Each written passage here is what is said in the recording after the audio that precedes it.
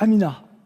Mais écoute Claudie, merci, parce que c'est une excellente transition au point que j'allais vous faire, Monsieur le Président. Moi, je suis marocaine. Peut-être, Amina, que tu te présentes. C'est ce que j'allais faire. Ah, d'accord, pardon. Moi, Alors, on me dit le temps, moi, le je temps, m'appelle le temps. Amina, je suis marocaine, africaine, issue pur produit.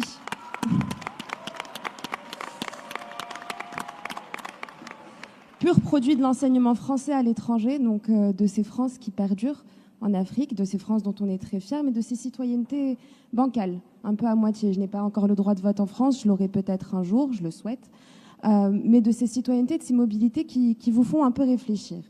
Et moi, Monsieur le Président, j'avais envie de vous interpeller sur une question très simple. Il y a les migrations, certes, mais il y a aussi les mobilités. Et ce qui les constitue. Et les mobilités, c'est aussi de l'argent, des capitaux, des flux économiques concrets.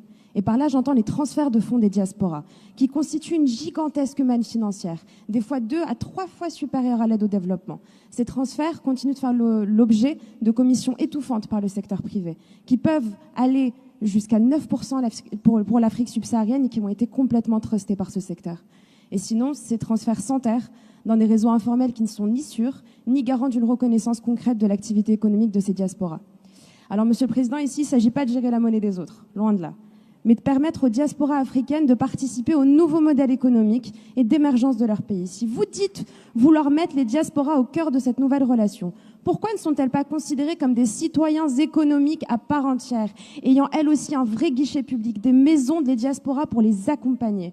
Plus encore, comment expliquez-vous qu'aujourd'hui, le débat public en France sur la question migratoire soit truffé de contresens, de fausses vérités basées sur des faux chiffres, d'approximations, de jugements de valeur, là où on pourrait y répondre par la donnée? Pas simplement celle du solde migratoire. Monsieur le Président, nous souhaitons voir émerger un réseau parapublic ancré dans tous les territoires français, destiné à l'accueil, l'accompagnement, la rencontre avec les locaux et consacrant la citoyenneté économique des diasporas. Proposez-leur un véhicule de transfert de fonds opéré par l'État et en lien avec les réseaux locaux. Faites que ces guichets publics soient un vrai relais d'une nouvelle politique publique de co-développement. Faisons que l'État puisse enfin aider les aidants, comme il le fait si bien sur sa protection sociale. Que ça soit une option viable, qui soit non plus laissée pour compte face aux acteurs privés ou à l'urgence imminente de se digitaliser pour se faire une place.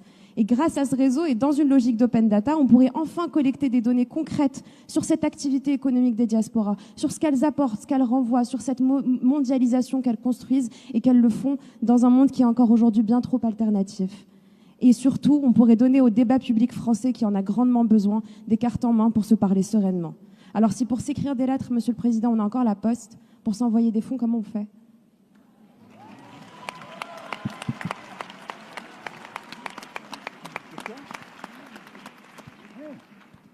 Alors, plusieurs points. D'abord, je partage totalement ce que vous avez dit. Peut-être pour rétablir quelques vérités sur les migrations, il ne faut jamais oublier que l'Afrique est un continent de migration permanente et que l'essentiel des migrations sont intra-africaines et elles sont beaucoup plus d'est en ouest et du centre du nord vers le sud qu'autre chose. Donc quand on regarde les mouvements et qu'on dézoome, si je puis dire, c'est faux de penser que tout vient vers le nord, toute petite part. Deuxième point, on est tous hypocrites sur le sujet des migrations. Le débat, il faut qu'on arrive à pas simplement l'apaiser, mais moi j'aime bien votre approche par les chiffres, c'est ce que j'ai tenté de faire aussi en disant qu'il faut qu'on ait un débat chaque année sur des chiffres objectivés, mais il y a plusieurs natures de migration. Il y a des migrations subies et des migrations choisies, vraie différence.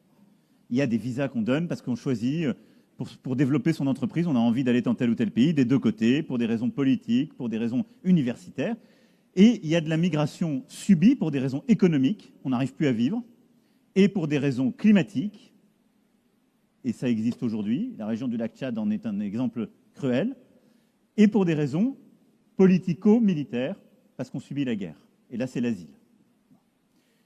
Tant qu'on mélange tous ces chiffres-là, on essaie de traiter avec des instruments qui sont très différents et des réalités de vie, des choses qu'il ne faut absolument pas mélanger. Votre question, j'essaie de remettre voilà, chaque chose à sa place, mais j'insiste sur ce point, l'Afrique est un continent de migration et ça le restera.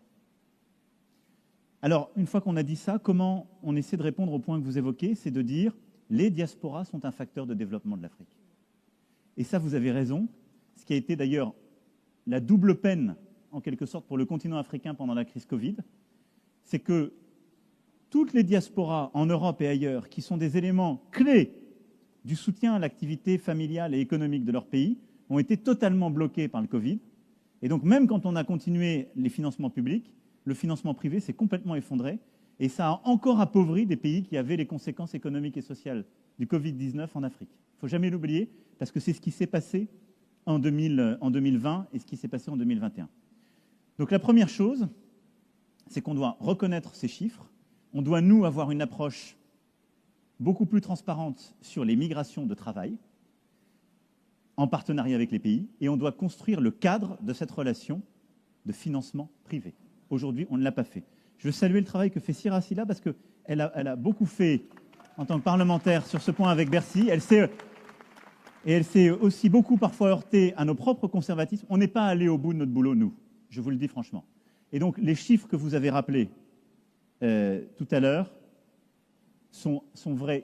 Ça dépend des réseaux. Mais aujourd'hui, il y a encore des transferts qui sont beaucoup trop coûteux, qui ne sont pas assez sécurisés et qui pénalisent de la solidarité familiale. Or, c'est plutôt notre intérêt en termes justement d'investissement solidaire de lui donner un cadre. Et donc ça, c'est quelque chose qu'on veut faire en lien avec l'AFD, dont on changera le nom, et en lien avec notre système bancaire pour véritablement accompagner ces transferts qui sont du vrai co-développement. Ça, c'est une vraie stratégie. On l'a identifié, on a commencé à y bosser. Vous avez des parlementaires vraiment qui ont commencé à y suer sang et eau. Et Achille en parle avec ses co-auteurs dans le rapport, et je pense qu'il faut la progresser. Vous avez évoqué, et avant vous d'autres l'ont fait, cette maison, justement, des mondes africains et des diasporas. Je pense que c'est une très belle idée. Et je pense que c'est... L'idée est d'avoir un épicentre. Je pense que l'épicentre doit être à Paris, doit être au cœur vraiment des institutions de la représentation. Je pense qu'on doit y intégrer un aspect scientifique, culturel, éducatif, mais aussi économique, et y agréger beaucoup d'initiatives. Il faut que ça travaille très étroitement, évidemment, avec ce qu'on fait par ailleurs, l'AFD et le reste, mais il faut qu'il puisse y avoir des quartiers généraux aussi sur des territoires ailleurs dans l'Hexagone et outre-mer d'ailleurs, parce qu'on a aussi une France d'outre-mer que je ne voudrais pas qu'on oublie. Quand on parle, je trouve que Claudie n'en parlait pas beaucoup. Ouais. C'est mon tacle retour. Non, mais je pense que c'est très important parce que c'est aussi une chance. Et je pense que c'est une manière aussi, on en parlait tout à l'heure pour nos grands auteurs et nos grands écrivains et écrivaines françaises, mais je pense que c'est une immense chance pour continuer cette conversion. Et donc cette maison des Afriques et des diasporas, là aussi c'est un projet que je veux qu'on mette en place. Donc on va le mettre en place. On va confier son pilotage à une personnalité indépendante qui pourrait être Achille Mbembe. Et l'idée, c'est vraiment qu'elle consolide ces initiatives, mais qu'elle puisse aussi animer tous nos territoires hexagonaux ultramarins en lien, justement, avec tous ces imaginaires. Et que ce travail que vous avez fait, l'engagement que vous avez pris, le travail d'Africa 2020 et de la saison qu'on a mis en place, se poursuive aussi à travers je dirais, ce lieu ou cette concentration de lieux.